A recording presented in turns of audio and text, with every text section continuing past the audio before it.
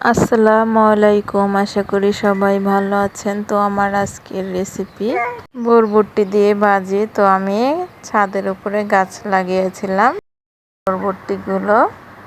তো দেখতে পাচ্ছেন কি সুন্দর বরবটিটা। তো এখানে আমি আজকে মাটির চুলায় রান্না করব। কড়াই বসিয়েছি, তেলও দিয়েছি পরিমাণ মতো, পেঁয়াজ কুচি, কাঁচামরিচ দিয়ে দিলাম। পেঁয়াজটাকে ভালো করে ভেজে নিচ্ছি।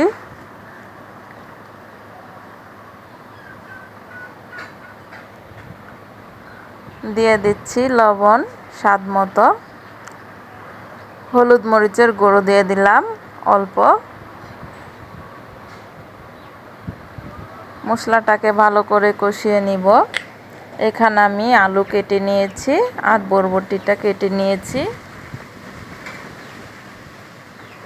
মশলাটা কিন্তু আমার ভালো করে কষানো হয়ে গিয়েছে। দিয়ে দিলাম বরবটি আর আলুটাকে।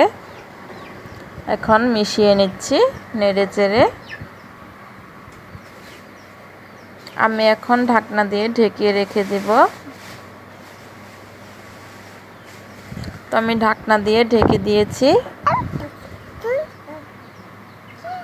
ঢাকনাটাকে তুলে নিলাম, নাড়াচাড়া দিয়ে দিচ্ছি।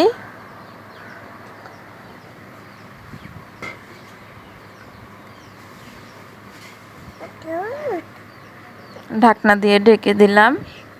রেসিপিটা ভালো লেগে থাকলে লাইক দিবেন।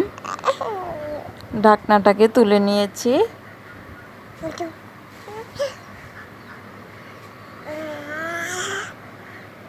নাড়াচাড়া দিয়ে দিচ্ছি।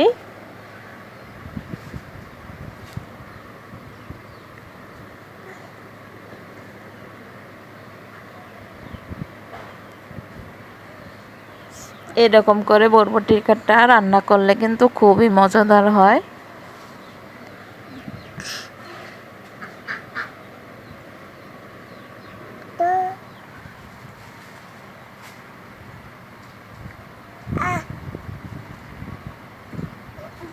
আমি কিন্তু বরবটিতে পানি দিইনি।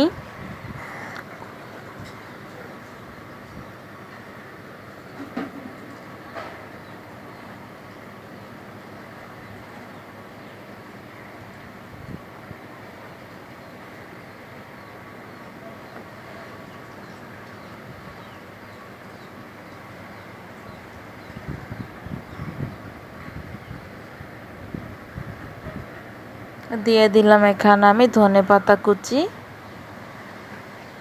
নেড়ে চেড়ে ভালো করে মিশিয়ে নিচ্ছি।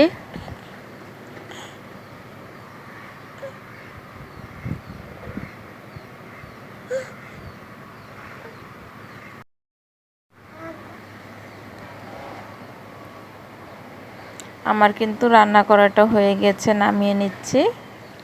তো দেখুন আমার কিন্তু বরবটি ভাজিটা কিন্তু রান্না করা হয়ে গিয়েছে। এরকম করে বরবটি রান্না করলে কিন্তু খুবই মজাদার হয়। আর নতুন নতুন রেসিপি পেতে সাবস্ক্রাইব করে পাশেই থাকুন।